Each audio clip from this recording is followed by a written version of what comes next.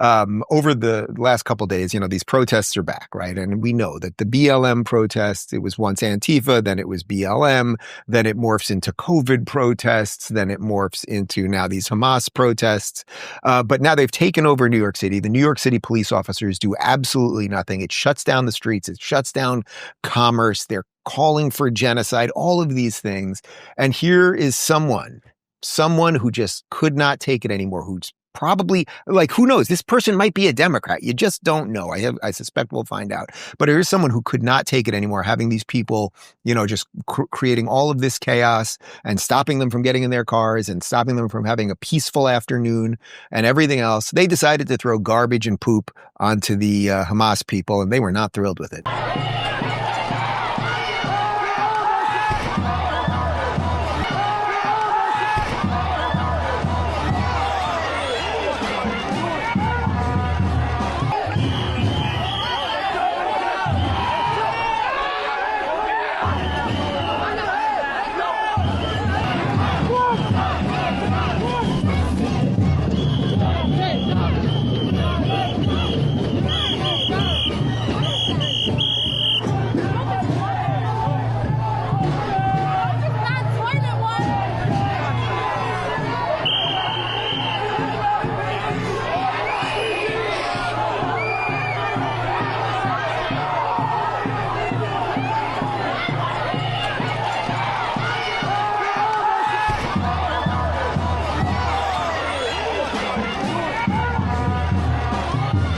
All right, so some of that was garbage. Apparently, some of it was dog poop. There might have even been some human feces in there. It's unclear. I suspect we'll find out a little bit more.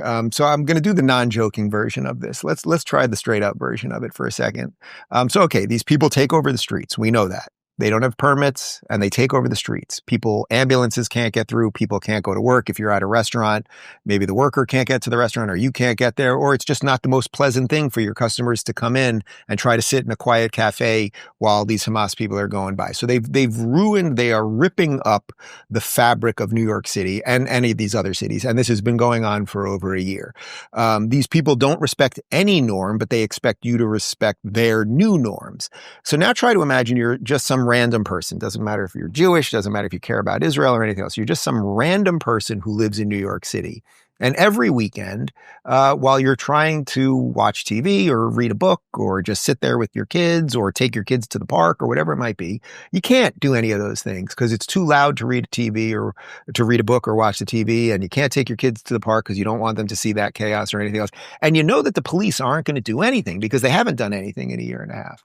And also that you can't visit your cousin who lives 5 blocks down because you don't want to walk through that thing and everything else. At what point do you think throwing out the window might be justified, right? At what point, if your city, let's put aside the Hamas people for a second, they're just doing what they can get away with. Again, it's exactly like the tariff people. In some sense, you can't be angry at them. They're just doing what they can get away with, and they can get away with an awful lot. So every country that was screwing us, they probably were like, boy, we really can keep screwing America. Let's keep doing it. The Hamas people, they're out in the streets. Oh, we can take over the streets. Let's keep doing it. We can stop people and bang on their cars and blah, blah. Let's keep doing it. But now if you're the good law-abiding citizen who just wants to get on by, and your system has failed you because the mayor, Eric Adams, who seems to be having his slow red pilling, but he doesn't do jack about this, and the police have not been given any of the instructions to do anything proper. At what point do you just throw some window just so that they move on?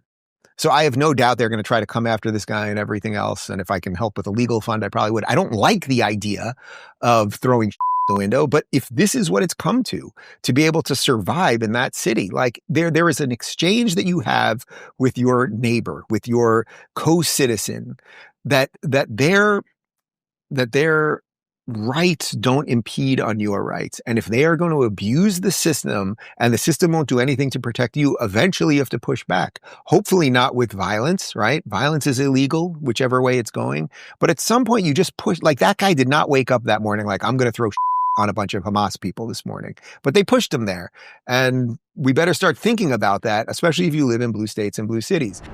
Let's be real. Losing weight isn't just about looking good. It's about taking back control of your health. Right now, 42% of American adults are classified as obese, and obesity is directly linked to serious conditions like heart disease, diabetes, stroke, and cancer.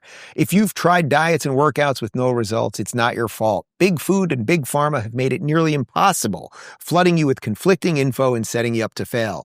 But here's some good news. The wellness company just dropped a revolutionary GLP-1 peptide oral formula developed by their chief medical board to boost metabolism, curb cravings, and help you lose weight. That's right, no injections and none of the severe side effects we're seeing from some of the popular alternatives. Just add drop to water, gradually increase the amount over time, and let your body do the work. Right now, you'll get $75 off plus free shipping when you head over to twc.health/Rubin and use code Rubin at checkout. Take action today for a healthier tomorrow.